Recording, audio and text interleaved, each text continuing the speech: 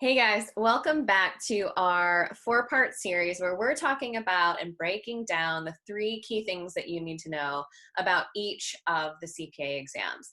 If you haven't yet watched the BEC video, I just want to reiterate what this video is not going to give you. And what I'm not going to give you today are the three things that helped me to pass regulation. Why is that? Well, because what I did to pass reg has very little value to you. You're a different person. You're coming to this exam with different experience, and it doesn't matter what I did to pass. Not to mention, I can't even remember really what I did to pass. It was a long time ago. But what I am going to tell you are things that you should know and should understand when you're getting ready to start studying for reg. These things are going to help you to plan accordingly. Perhaps consider adjusting your study approach to address some of the unique challenges that come along with regulation and ultimately figure out what's going to work best for you. Again, really doesn't matter what I did to pass. That is of little consequence to you and really not of much value. So that's not what you're going to get here. I'm telling you that we're going to give you some awesome value and three things that you really do need to know about reg. Actually, now that I'm looking at my list, it's more like 6 things. So you might even get some bonus. So let's dive in. The first thing that you need to know about reg is that of all of the exams, I'm not even a big fan of this word, but I'm going to say it anyway. Of all of the exams, this is the biggest, most heavily reliant on memorization. Don't even like that I said it, but it's actually true. There are a lot of things in regulation that you really just do need to memorize, like what is the standard deduction amount, percentages, caps, this is deductible up to a certain amount. Those sorts of things you just have to memorize. If you are lucky enough to work in tax, you probably have those naturally memorized just from working on it day to day. But of all of the exams, I think this one has the most content that fits into that category where it is just simply you need to know percentages, deductible amounts, limitations, those sorts of things. For that reason, it's one of my favorite exams to recommend flashcards for. I get that question a lot. How could I use flashcards? I've got them with my study materials. What should I use them for? Or maybe even consider making your own. I really like them for those exact things.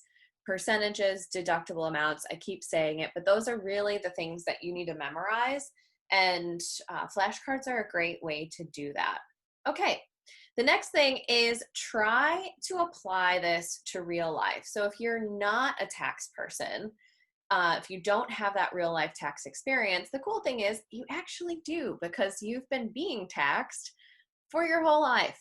So make sure to think about how you can apply these theories to your life, either as a consumer, as a citizen, as a person in the world who has to pay taxes. You can put yourself in the shoes of either the person being taxed or the taxing body and try to tie it to some real life examples as much as possible. I think anytime, and really truly with any exam, wherever you can take this from a theoretical concept to now, oh, this is actually something that applies to me, something that I should know, something that I'm going to use and actually do use on a daily basis, can make it a little bit easier to learn, but it also makes it easier to absorb that information.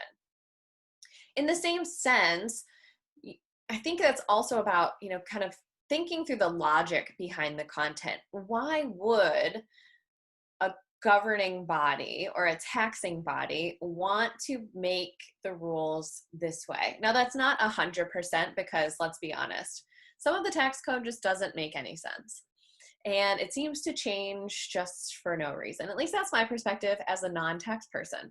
So you may have your own experience of that, but as much as you can, try to understand, and again, put yourself in the shoes of the person who is setting the tax code and try to think through what was their thought process in creating these limitations. Who were they targeting when they set these limitations? What sort of loophole were they closing when they created this rule or this limitation or this process? So first, memorization, use the flashcards. Try to apply it to real life. That's tip number 2, and understand the logic behind the information. To the extent that you can't figure out the logic, you're not alone. But it's going to really help you wherever you can find that logical understanding. And then finally, business law. It's the sort of only non-tax part of the regulation exam. Couple things about that. One, make sure that you spend time focused on that content. One of the challenges or one of the mistakes that I hear people, mistakes in logic that I hear people saying is, well, it's a tax exam, so they're much more heavily going to focus on the tax part, whether it's individual or corporate or property, etc., than they will business law. I understand that thought process, but the thing is, business law is absolutely fair game. So there's a high likelihood that you're going to get several multiple choice questions, maybe even some simulations on business law, and you don't want to ignore that.